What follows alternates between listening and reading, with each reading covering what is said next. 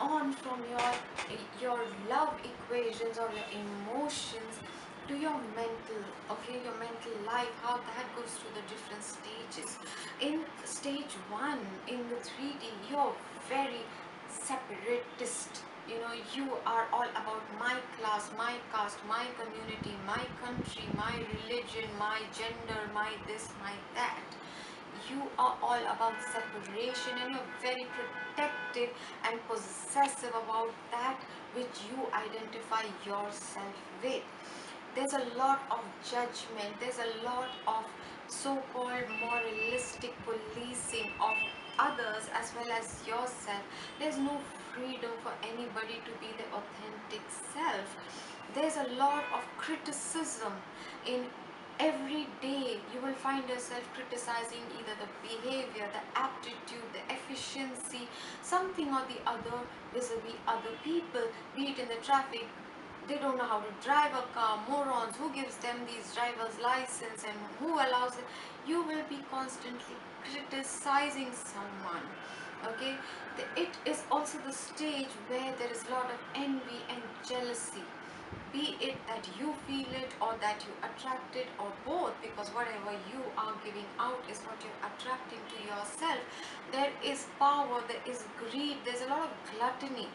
Everything you want more. And gluttony, I don't just mean food, but food is a strong indicator. I will come to the diet aspect of it, how that changes. And yourself is very out of whack. Nothing is in balance. Your chakras are not in balance. Your yin and yang is not in balance. You're either too giving or you're too selfish in receiving.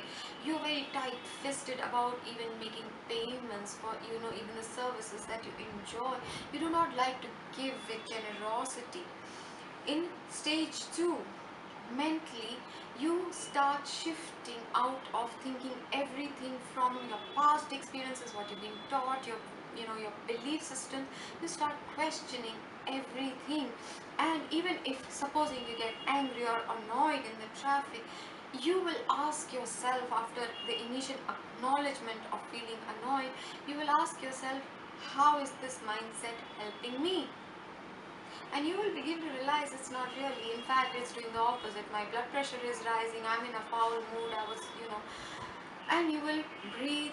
You will learn to shift more from your mind and asking yourself, how is this benefiting me? How is this making me feel? How is my body responding to it? Do I want my body to be responding like this? Do I really want to be in this mood? Do I want to feel this way? You will become far more accepting, or you will struggle somewhere. What should you accept? You might find where you are being very rigid, where you have a lot of resistance, which will give you an indication, here is where I need professional help. I'm not able to let go of certain things. I'm not able to not look at a community or a certain religion, people of certain religion, and judge them. I automatically have a dislike.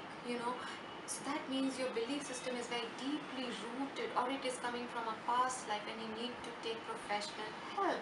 Alright? Okay, ego.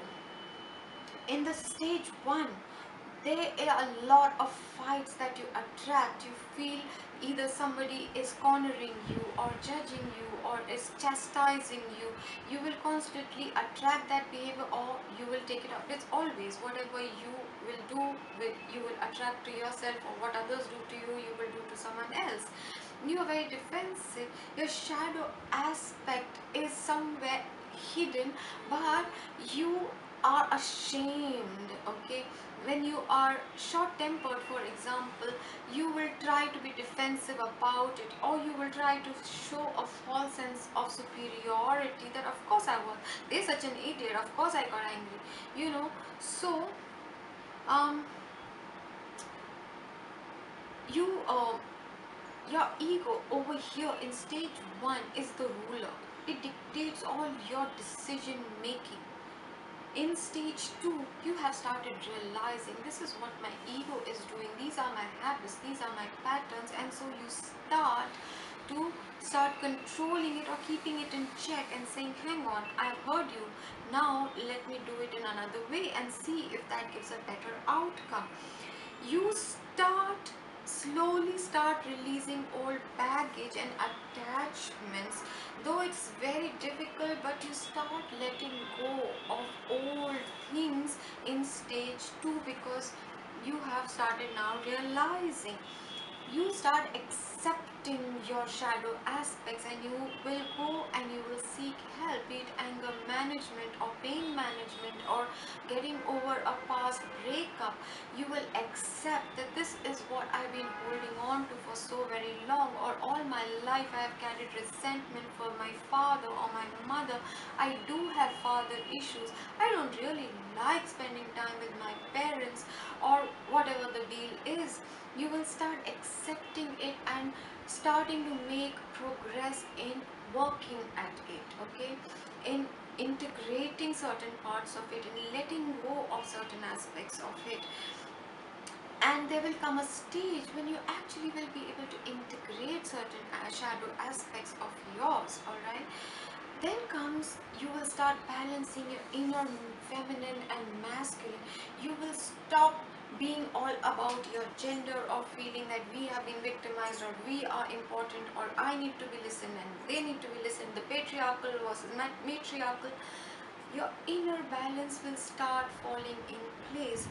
You will not just be the nurturing element, you will also be the go-getter, the doer. You will not just be creative, but you'll also be taking care of finances. You'll also be practical.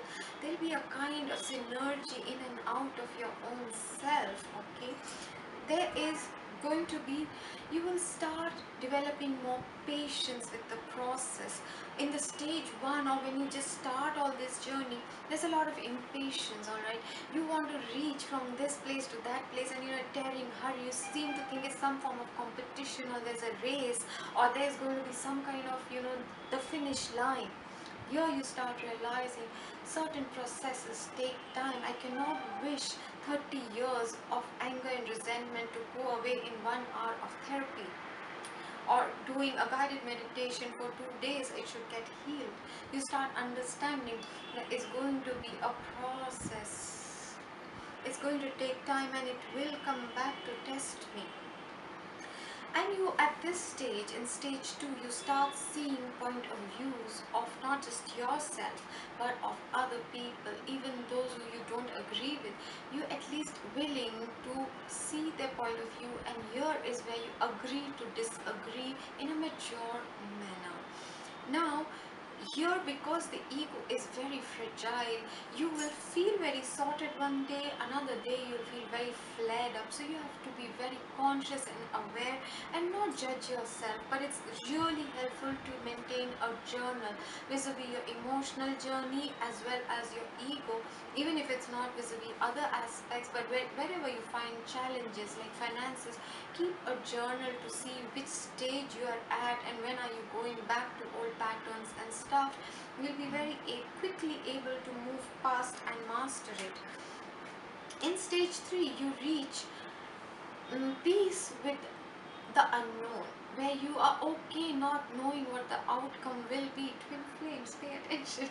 You will become finally okay not knowing what the outcome is going to be. You are going to be patience embodied.